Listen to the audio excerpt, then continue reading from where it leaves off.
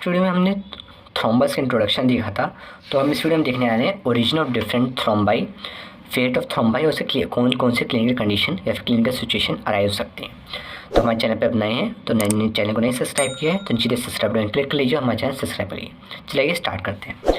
तो origin of different thrombi हम देखने वाले हैं। तो थ्रोम्बाई कहाँ का ओरिजिनेट कर सकते हैं, जैसे बताया ये कार्डियोवैस्कुलर सिस्टम में करेंगे। ठीक, कार्डियोवैस्कुलर सिस्टम कंपोनेंट्स क्या क्या है, यहाँ पर हार्ट तो होगा, आर्टरी और वेन्स। ठीक, इसके अलावा कैपिलरीज भी होंगी। ठीक, तो कार्डियक थ्रोम्बाई में कुछ अधिक हम बस कुछ फीचर्स देखते हैं कि किसमें क्या क्या स्पेशल फीचर्स होता है। आर्टियल थ्रोम्बाई और वेनस थ्रोम्बाई का डिफरेंस आपको एग्जाम में आता है, तो इसलिए हम इनको कंपैरेटिव पढ़ेंगे और कार्डियक और कैपिलरी को हम अलग से पढ़ते हैं। तो कार्डियक थ्रोम्बाई बेसिकली कहाँ बनता है, हार्ट में। Most common is the arterial appendages. ठीक, सपोज ये एट्रिया है तो एट्रिया में जानते हैं ऐसे अपेंडेजेस निकले रहते हैं, तो इनमें बहुत कॉमन यूजली फॉर्म्ड होता है क्योंकि यहाँ को जो वॉल्स होता है वो फेवर करता है थ्रोम्बोसिस फॉर्मेशन के लिए।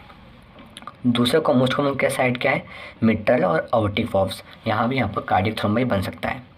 कार्डियक थ्रोम्बाई क्या होते हैं, नॉन ओक्लूसिव। आपको बताया था आर्टीरियल थ्रोम्बाई भी नॉन ओक्लूसिव होते हैं, जबकि वेनस थ्रोम्बाई क्या होते हैं, ओक्लूसिव होते हैं। इसका क्या मतलब है कि पूरे के पूरे जो अपना ब्लड वेसल है उसको कवर नहीं करता, बहुत ही एक पोर्शन लेता है, जिससे ब्लड जो फ्लो है भले ही स्लो हो पर कंटिन्यू रहता है। और rarely there large round thrombus may form an obstruct mitral valve called ball valve thrombus.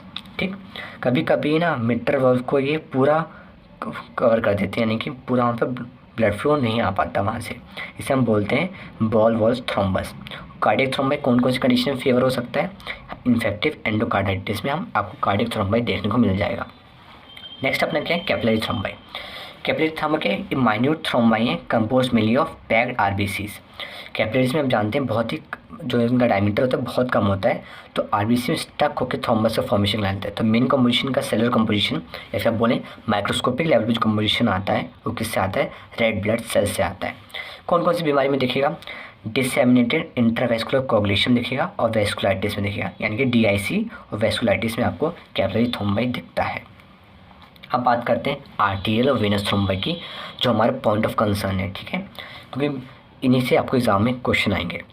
तो आर्टीरियल देखिए, मैं सपोज मैं कवर कर दे रहा हूँ तो आप कुछ पॉइंट्स बिना देखे भी आपको बता सकते हैं। ब्लड फ्लो किस में फास्ट होगा, आर्टीरियल में या वेनस में। यूजुअली आर्टरी में होगा, तो ठीक है, formation is formed in rapid flowing blood and arteries of the heart. तो रैपिडली फ्लोइंग होते हैं यहाँ पर, जबकि यहाँ पर वेनस कब कहाँ में, स्लो मूविंग ब्लड में। साइड कहाँ के, जो मेन आपको आर्टरी साइड कौन कौन से पता है, अओर्टा पता है, फीमोरल आर्टरी पता है, iliac artery, coronary artery, cerebral artery, तो ये सब आर्टरी थ्रोम्बाई वहाँ पर बन सकते हैं। सेम इनका जो काउंटर पार्ट होगा, iliac when, femoral when, popliteal when और देखिए दो सबसे इंपॉर्टेंट क्या है, सुपरफिशियल वेरिकोज और डीप लेग, ये आपको पता होना चाहिए। यानी सेफिनस वगैरह में वेनस थ्रोम्बाई बहुत ही कॉमन है। अब थ्रोम्बोजेनेसिस की बात करते हैं। आर्टरी थ्रोम्बाई कैसे बनता है, मोस्ट कॉमन जिसका देखिए आपको मैं 5-6 बताया था कौन कौन से फैक्टर्स हेल्प करते हैं पैथोजेनेसिस ऑफ थ्रोम्बाई में। उनमें से क्या क्या था, एंडोथेलियल इंजरी थी, रोल ऑफ प्लेटलेट्स था, हाइपर कोगुलेबल स्टेट्स था। आपको नहीं पढ़ा है तो प्रीवियस वीडियो भी चेकआउट कर सकते हैं। तो इसका जो रीज़न होता है आर्टरी थ्रोम्बाई का वो क्या होता है, form due to endothelial cell injury. जबकि वेनस थ्रोम्बाई का क्या होता है, ड्यू टू वेनस स्टैटिस, यानी कि जो अपने तीसरा वाला था रिड्यूस ब्लड फ्लो, वो कॉज कराता है अपना वेनस थ्रोम्बाई। ठीक है, अब डेवलपमेंट कैसे होता है, आर्टरी थ्रोम्बाई होता है नॉन ओक्लूसिव बताया, वैसे कार्डियक थ्रोम्बाई भी नॉन ओक्लूसिव है, पूरे एरिया में कवर नहीं करता, कुछ ब्लड फ्लो हमेशा होता रहता है।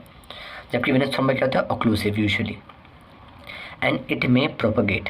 प्रोपगेट क्या है मतलब, सपोज यहाँ पर थ्रोम्बाई फॉर्म हो, ये क्रॉस सेक्शन देख रहे हैं, यहाँ पर थ्रोम्बाई फॉर्म हो गया है तो ये आगे ऐसे बढ़ सकता है। जबकि वेनस में क्या है, ये दोनों डायरेक्शन में बढ़ सकता है। आर्टरी में क्या है, सिर्फ डायरेक्शन ऑफ फ्लो ब्लड में बढ़ेगा, यहाँ पर दोनों साइड बढ़ सकता है। ठीक, मैक्रोस्कोपी की बात करें, बाहर सब देखेंगे तो जो आर्टरियल होता है grey white friable with lines of Zahn.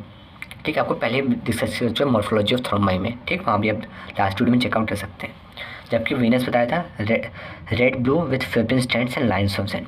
Red क्यों होता है, बेसिकली यहाँ पर आरबीसी ज़्यादा होती हैं, आरबीसी लाइट्स का जो कॉम्पोजिशन होता है वो वेनस में ज़्यादा होता है, जबकि आर्टरीज में क्या होता है, फिब्रिन ज़्यादा होता है।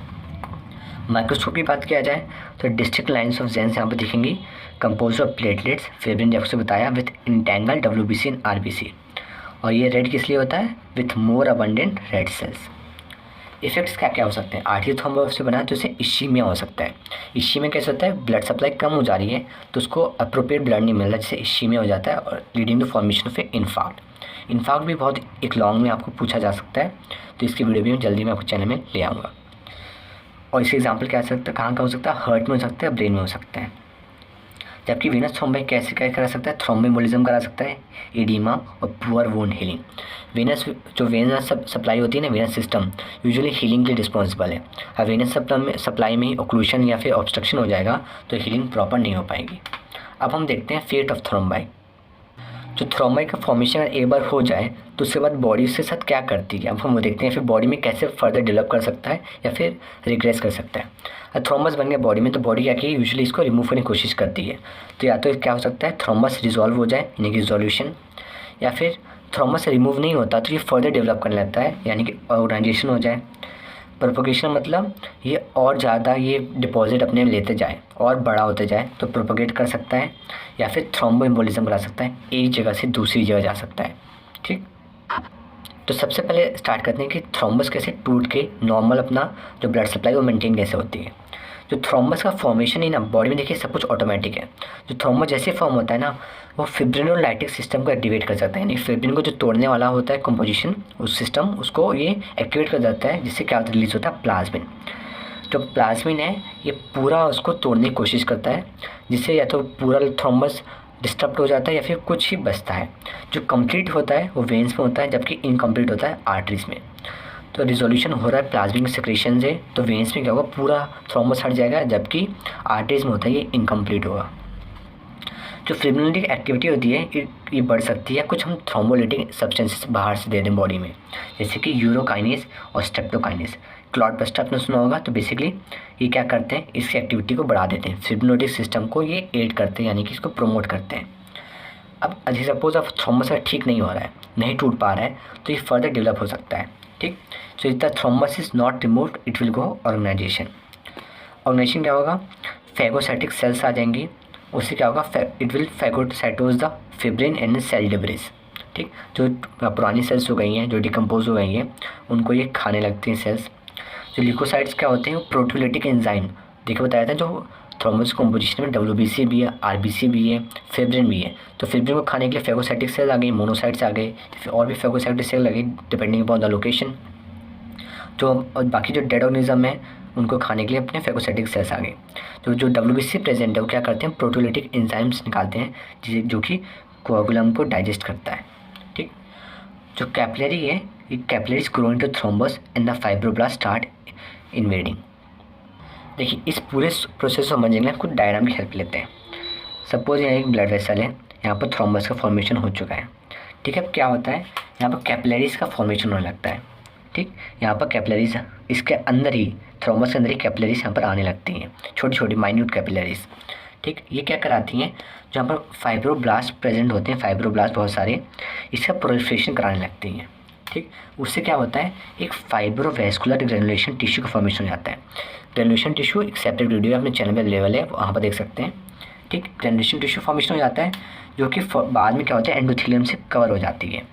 तो बेसिकली फाइनल प्रोडक्ट होता है ना, इसमें ऑर्गेनाइजेशन हो जाता है, इसमें भी कुछ चेंजेस आते हैं, तो जो अपने स्मूथ मसाले ऊपर आने लगती हैं सपोज, तो ऐसे कुछ नए चैनल्स बना लेते हैं। ठीक, इसके अंदर से ब्लड फॉर्मेशन होने लगता है।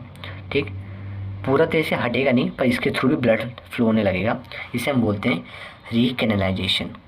तो recanalization basically due to the capillaries when growing to the thrombus fibroblast start invading and fibrovascular granulation tissue is found, जो कि बाद में एंडोथेलियम से कवर हो जाती है।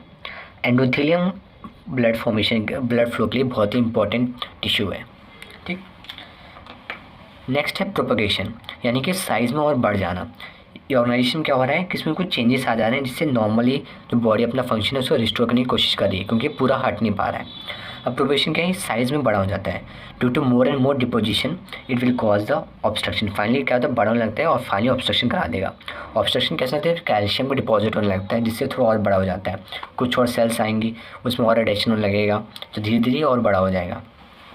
अब एक बहुत इंपॉर्टेंट कंडीशन है जो कि थ्रोम्बोएम्बोलिज्म। अब थ्रोम्बोएम्बोलिज्म क्या है, जो थ्रोम्बाई होता है ना लेकिन जो थ्रोम्बस होता है जो अपने इनिशियल फॉर्म होता है बहुत ही फ्राइबल होता है। आपको बहुत ही स्टार्टिंग में बताया था फ्राइबल क्या है, ये बहुत जल्दी बिखर जाएगा, इधर से उधर ये ट्रांसपोर्ट हो जाता है। सपोज यहाँ पर थ्रोम्बस का थ्रोम्बाइक फॉर्मेशन हुआ, ये तुरंत ही ऐसे नया नया फॉर्म है तो टूट जाएगा ये, ठीक है, ऐसे टूट जाएगा और ब्लड के थ्रू या किसी और जगह जाके फिर ये डिपॉजिट हो जाएगा। तो इसे हम बोलते हैं थ्रोम्बोएम्बोलिज्म।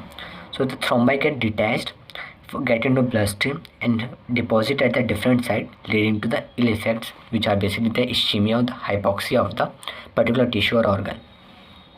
अब जो लास्ट आता है वो है क्लिनिकल इफेक्ट्स। क्लिनिकल इफेक्ट्स हम देखते हैं कि कहाँ पर थ्रोम्बाइक फॉर्मेशन है उस हिसाब से। और हार्ट में थ्रोम्बाइक फॉर्मेशन हो रहा है, it will cause a sudden death by mechanical obstruction. और आर्टरी में हो रहा है तो इस्कीमिक नेक्रोसिस हो सकती है डिफ्राइड पार्ट की, जिससे होता है गैंग्रीन हो सकता है। अब गैंग्रीन भी दो टाइप का हो सकता है, वेट गैंग्रीन, ड्राई गैंग्रीन, जो कि सेपरेट टॉपिक है, ठीक। कैपिलरी थ्रोम्बाई में हो रहा था, it may lead to the DIC। DIC क्या होता है, डिसएपिनेटेड इंट्रावेस्कुलर कोगुलेशन, आपको पहले ही बताया था। और वेनस थ्रोम्बाई में हो जाता है थ्रोम्बोएम्बोलिज्म हो सकता है, इडीमा हो सकता है, पुअर वुंड हीलिंग होती है, स्क्रीनल कैंसर का फॉर्मेशन हो सकता है, पेनफुल थ्रोम्बोज वेन भी हो सकती है, जिसे हम बोलते हैं थ्रोम्बोफ्लेबाइटिस। फ्लेब जो टर्म है ना यूजुअली हम किस लिए इस्तेमाल करते हैं, वेन के लिए, और आइटिस बेसिकली है इन्फ्लेमेशन। तो basically painful thrombosed vein is seen in the venous thrombi. So this was all about the thrombi. आपको वीडियो पसंद आता है please hit the like button and do subscribe channel. Thanks for watching.